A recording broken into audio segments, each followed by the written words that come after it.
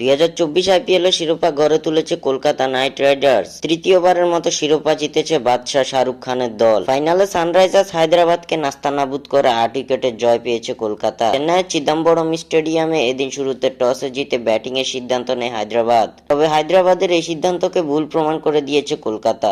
Mitchell Starc ও Andre রাসেলদের bowling তাণ্ডবের সামনে টিকতে পারেনি হায়দ্রাবাদের কোনো ব্যাটার। হায়দ্রাবাদের বাঘা বাঘা ব্যাটাররা এদিন সাজঘরে ফিরেছেন মুখ লুকিয়ে। দলের পক্ষে সর্বোচ্চ 24 রানের ইনিংস খেলেন অধিনায়ক প্যাট কামিন্স। কেকেআরের বোলিং ঘূর্ণিতে এদিন 18.3 ওভারে 113 রানেই অল আউট হয়ে যায় সানরাইজার্স হায়দ্রাবাদ। কলকাতার হয়ে বল হাতে এদিন সর্বোচ্চ 3 উইকেট শিকার করেছেন আন্দ্রে রাসেল। তবে বল হাতে এদিন গুরুত্বপূর্ণ ভূমিকা রেখেছেন আইপিএল এর সর্বোচ্চ দামি ক্রিকেটার মিচেল স্টার্ক। পাওয়ার প্লেতেই হায়দ্রাবাদের দুই ব্যাটারকে সাজঘরে ফিরিয়ে তাদের ব্যাটিং লাইন আপ এলোমেলো করে দেয় ওজি এই পেসার। এছাড়াও 2 উইকেট শিকার করেছেন রানা। দিকে একটি করে উইকেটের দেখা পেয়েছেন বৈভব অরোরা, সুনীল নারিন ও বরুণ চক্রবর্তী। হায়দ্রাবাদের দেওয়া মামুলি লক্ষ্য তাড়া করতে নেমে বেশ স্বাচ্ছন্দ্যে এই রান নিয়ে নেয় কেকেআর। রহমানুল্লাহ গুরবাজের 39 এবং ভেঙ্কটেশ আইয়ারের 52 রানে ভর করে মাত্র 2 উইকেট হারিয়ে এই ম্যাচ জিতে নেয় কলকাতা নাইট রাইডার্স, যার মাধ্যমে আইপিএল এর তৃতীয় শিরোপা ছোঁয়া পায় কলকাতা নাইট রাইডার্স।